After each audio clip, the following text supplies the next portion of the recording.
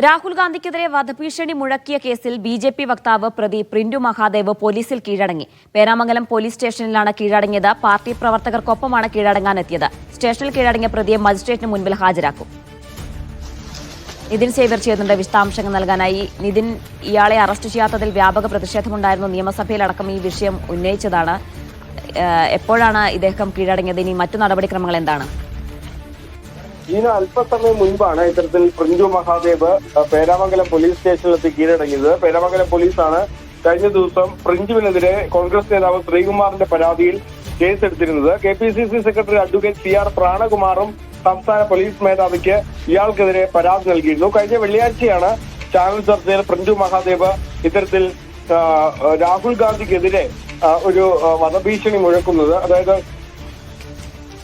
രാഹുൽ ഗാന്ധിയുടെ നെഞ്ചത്ത് വെടിയുണ്ട വീഴുമെന്ന പ്രിന്റുവിന്റെ പ്രസ്താവന, അതിനെതിരെയാണ് പരാതി നൽകിയിരുന്നത്. ഇയാൾക്കെതിരെ കഴിഞ്ഞ ദിവസം കോൺഗ്രസ് ഇയാളുടെ വീട്ടിലേക്ക് മാർച്ച് നടത്തിയിരുന്നു. ഇന്ന് രാവിലെ മുതൽ പോലീസ് വലിയ തോതിലുള്ള പരിശോധന BJP നേതാക്കളുടെ വീട്ടിൽ, സുരേന്ദ്രൻ ഐക്യനത്തിന്റെ വീട്ടിലടക്കം വലിയ തോതിലുള്ള പരിശോധന പോലീസ് നടത്തിയിരുന്നു ഇയാളെ കണ്ടെത്താനായി. അത് ഒളിവിലായതായിരുന്നു പോലീസ് പറഞ്ഞിരുന്നത്. അതിനിടയ്ക്ക് ഇയാളെ സപ്പോർട്ട് ചെയ്യുന്നില്ല, അല്ലെങ്കിൽ പാർട്ടി പ്രിന്റുവിനെ പ്രതിരോധിക്കുന്നില്ല എന്ന് പാർട്ടിക്കുള്ളിൽ തന്നെ വിമർശനം ഉയർന്നിരുന്നു. ഏതായാലും വലിയ BJP നേതാക്കളുടെ അല്ലെങ്കിൽ BJP പ്രവർത്തകരുടെ അകമ്പടിയോടെയാണ് അല്പസമയം മുമ്പ് പേരാമംഗലം പോലീസ് സ്റ്റേഷനിൽ പ്രിന്റു കീഴടങ്ങിയിട്ടുള്ളത്. ഏതായാലും അല്പസമയത്തിനുള്ളിൽ തന്നെ മജിസ്ട്രേറ്റിന്റെ മുൻപിൽ പ്രിന്റുവിനെ ഹാജരാക്കുമെന്നാണ് നമുക്ക് മനസ്സിലാകുന്നത്.